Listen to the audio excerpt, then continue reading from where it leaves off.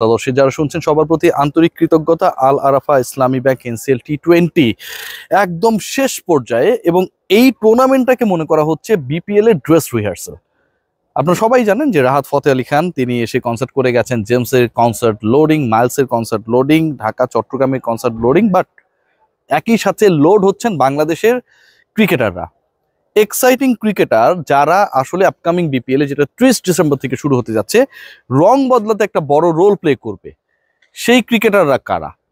আমি 6 জনকে খুঁজে পেয়েছি। এর বাইরেও অনেক নাম আপনারা বলবেন যে ক্রিকেটারদেরকে আসলে আমার লিস্টে না রাখতে পারার জন্য আমার সমালোচনা করবেন, সেটা আপনারা করতেই পারেন, অ্যাকসেপ্টেবল।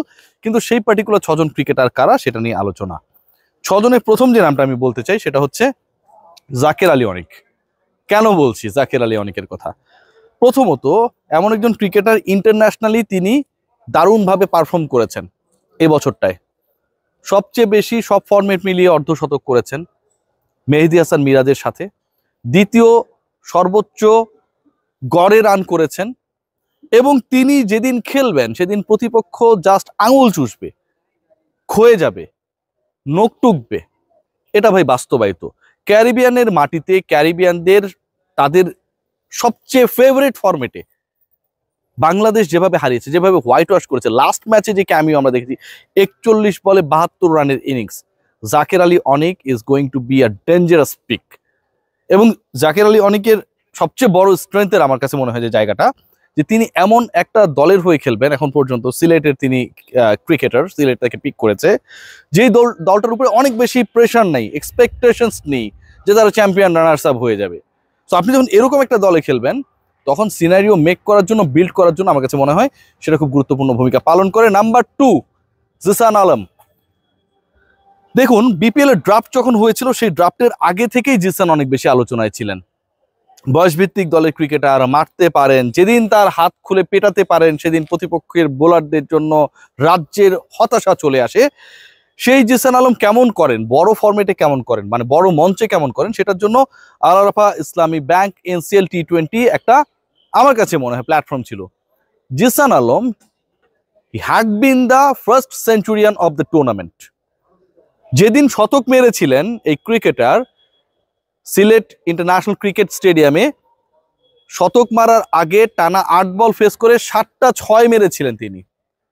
1 ওভারে 5-6 মেরেছিলেন একজন পার্টিকুলার বোলারকে। ওটাই শেষ না, অনেকেই শতক হাঁকিয়েছেন, বড় ইনিংস খেলেছেন, তারপরে আমরা কনসিস্টেন্সি দেখতে পারি নাই। জিসান আলম এরপরেও তার যে কুইক ফায়ার সেটাকে কন্টিনিউ করেছেন। সো জিসান আলম যেহেতু এখানটা একটা ভালো প্রিপারেশন নিয়েছেন, এবং এনসিএল টি20 শেষ হবার 1 সপ্তাহেরও কম সময়ের মধ্যে বিপিএল শুরু হতে যাচ্ছে, এই রিদমটা থাকবে। মজার ব্যাপার কি জানেন, সিলেটে কিন্তু এই দলগুলো আবার আসবে, যে মাঠে খেলেছেন, যে উইকেটে খেলেছেন, যে অ্যাটমসফিয়ারে খেলেছেন, যে বাউন্ডারি সম্পর্কে, যে মাঠ সম্পর্কে দারুণ আলোচনা এখানে পারফরমেন্স যারা করেছেন, জিসান যেহেতু তাদের একজন। সো এটা একটা বড় অ্যাডভান্টেজের সিচুয়েশন ক্রিয়েট করবে। Zishan is going to play for Rajshahi, যেই দলের কাছেও খুব বেশি এক্সপেকটেশনস নেই। জিসানের জন্য একটা দারুণ সুযোগ, সম্ভাবনা, হাত খুলে খেল ভাই। থার্ড যে ক্রিকেটার আমার কাছে মনে হয় যে আপকামিং বিপিএল এ গুরুত্বপূর্ণ ভূমিকা পালন করতে পারে, সেটা হচ্ছে তাওহিদ হৃদয়। ব্যাটারদের কথা আগে বলে নিই। তাওহিদ হৃদয় গত 2 বিপিএল এ অসাধারণ খেলেছে। গত বিপিএল এর আগের বিপিএল এ কুমিল্লা হয়ে খেলেছেন, চ্যাম্পিয়ন করতে একটা বড় রোল প্লে করেছিলেন। এবং সবচেয়ে গুরুত্বপূর্ণ ভূমিকা যেটা, যে তাওহিদ হৃদয়ের উপর যে এক্সপেকটেশনস ছিল, তামিম ইকবাল হাইয়েস্ট রান গেটার হয়েছিলেন, টুর্নামেন্টে সেরা হয়েছিলেন, একই ফ্লোতে তাওহিদ হৃদয় ছিলেন second highest run গেটার। Towhid Hridoy international form খুব একটা ভালো না, কিন্তু বিপিএল এ কনসিস্টেন্ট। তাওহিদ হৃদয় যেদিন অ্যাটাক করবেন, তাওহিদ হৃদয় যখন ছন্দটা খুঁজে পায়, তখন কিন্তু তাওহিদ হৃদয় একদম কনসিস্টেন্ট হয়ে যায়। মানে তাওহিদ হৃদয় ছন্দটা এরকম না যে আজকে সেঞ্চুরি মেরে দিলাম, এরপরে 3টা ইনিংসে ভালো করলাম না, এরকমটা না। Tawhid Hridoy is going to play for Barishal. Barishal দলটা এমন যে ব্যালেন্স টিম, যেই দলগুলোর প্রতি এক্সপেকটেশনস নাই, সেই দলগুলোর ব্যাপারে বা সেই দলগুলোর ক্রিকেটারদের যেমন হচ্ছে অনেকটা ভারমুক্ত থাকবে, বরিশালের উপর অনেক এক্সপেকটেশনস থাকলেও হৃদয়ের জন্য খুব সুবিধা হবে। কারণ এই এক্সপেকটেশনসের ফ্রন্ট লাইনে থাকবে তামিম ইকবাল, মুশফিকুর রহিমরা, মাহমুদুল্লাহ রিয়াদরা। সো হৃদয়ের উপর প্রেশারটা তুলনামূলকভাবে কম থাকবে, যে হৃদয় একাই ম্যাচ ঘুরিয়ে দিবে, সেই প্রেশারটা নেই। তাওহিদ হৃদয় আমার কাছে মনে হয় is going to be a exciting one. চতুর্থ যে নামটা বলবো, এবং ব্যাটারদের ক্ষেত্রে লাস্ট নেম, যে নামটা নিয়ে অনেক আলোচনা হয়, ট্রল হয়, যে নামটার ব্যাপারে আসলে অনেকের অনেক ধরনের আপত্তি থাকে, এন্ড অফ দ্য ডে তার শ্রেষ্ঠত্ব সবাই মেনে নেয়। এটাই হচ্ছে বিউটি। তামিম ইকবাল খান খেয়াল করে দেখবেন যে ইন্টারন্যাশনাল সার্কিটে নেই, প্রপার প্র্যাকটিসের সুযোগ পান না, স্কিল ট্রেনিং যদি মিরপুরে করতে যান সেটা নিয়ে অনেকের গা চুলকায়। কিন্তু এই তামিম ইকবাল খান প্রপার প্র্যাকটিস ছাড়া, প্রপার স্কিল ট্রেনিং এর সুযোগ পাওয়া ছাড়া অনেকটা আউট অফ এভরিওয়্যার থেকে লাস্ট বিপিএল এ হাইয়েস্ট রান গেটার ছিলেন, টিমকে চ্যাম্পিয়ন করেছেন, নকআউটে কনসিস্টেন্সি দেখিয়েছেন। এর থেকেও বড় ব্যাপার যেটা, টুর্নামেন্টের সেরা ক্রিকেটার ছিলেন তামিম ইকবাল খান। ধরেন ওটা মিরাকেল হলো, but his experience matters. Al Arafah bank NCL টি20তে তামিম ইকবাল কি করেছেন?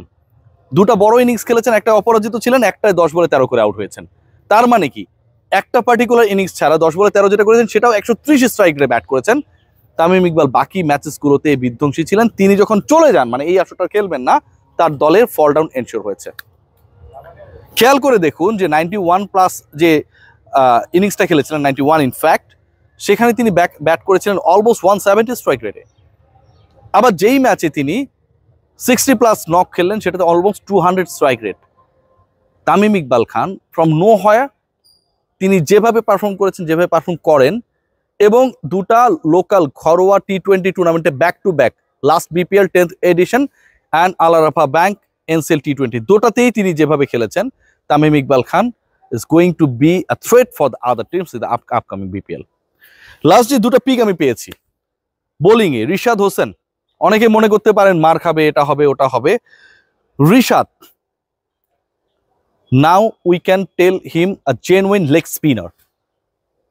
আমরা যদি খেয়াল করে দেখি রানিং ইয়ার, বছর তো শেষ হয়ে গেল, রিশাদ যেভাবে উইকেট টেকিং অ্যাবিলিটি দেখিয়েছেন, জাস্ট ওয়েস্ট ইন্ডিজের বিপক্ষে তিনি খুব ভালো করেছেন সেটার কথা আপনি ভুলে যান। বাংলাদেশ যে ওয়ার্ল্ড কাপটা খেলেছিল ইউএসএ অ্যান্ড উইন্ডিজে, এবং যেখানকার উইকেট অনেকটা ছিল বাংলাদেশের তথাকথিত উইকেটগুলোর মতোই low scoring, Rishad was effective.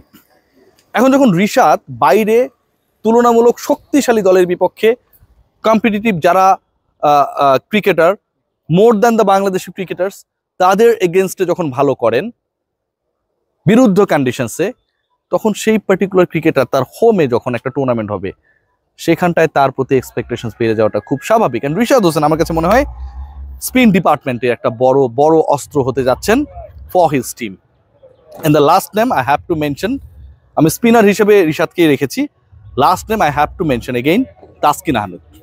Taskin Ahmed, not Mustafizur, not Rahid Rana, not Shariful. I would like to say that Taskin Ahmed is going to be a big threat for the batters of the other teams. তার নিজের দলের ব্যাটারদের জন্য তো তিনি threat হবেন না। Taskin Ahmed is going to be a threat, a big threat. Taskin Ahmed গত একটা বছর যেভাবে কাটিয়েছেন, যেভাবে বোলিং এ ভ্যারিয়েশন এনেছেন, যেভাবে ব্যাটারদেরকে ডজ দিতে পারেন, মানে সেই অ্যাবিলিটি, সেই ভ্যারিয়েশনটা এনশিওর করেছেন। প্রথম বলটা বাইরে চলে গেল, দ্বিতীয় বল ভেতরে ঢুকলো, ব্যাটসম্যান বোল্ড, এলবিডব্লিউ। খেয়াল করে দেখুন যে under pressure how actually he did.